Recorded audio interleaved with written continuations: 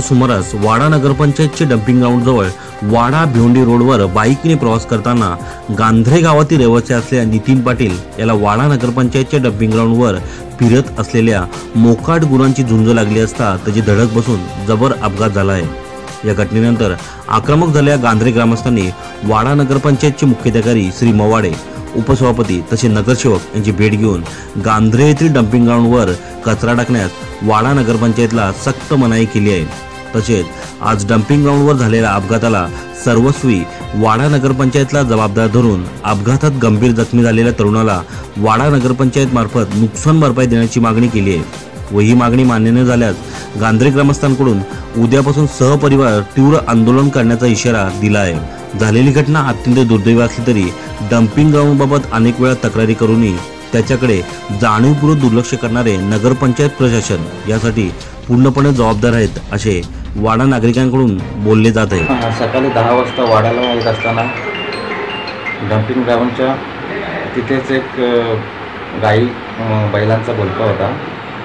त्या अचानक माझ्या बाईकच्या समोर आला आणि माझी डायरेक्ट तिथे गाडी जोराने पडली आणि फ्रॅक्चर झालेला आहे।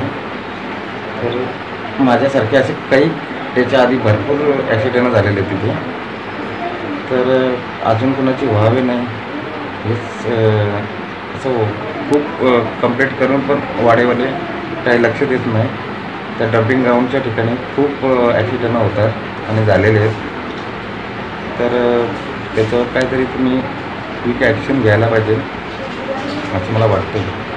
म्हणजे हा डम्पिंग ग्राउंड कुठे आहे? गांधऱ्याच्या पुढे, म्हणजे वाडा आणि गांधऱ्याच्या मध्ये समाज हॉलच्या तिथे समोर। आणि आपण कुठले रहिवासी आहे? मी गांधरा, नितीन चंद्रकांत पाटील, गांधरे। सकाळी आपण कितीच्या दरम्यान? 10:15च्या दरम्यान, करेक्ट 10:15चा टायमिंग होता।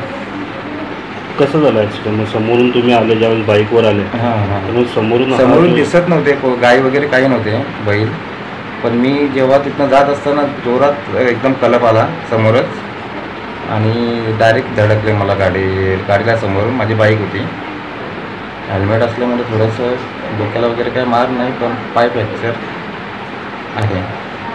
डॉक्टरांनी आपल्याला काय सांगितलं?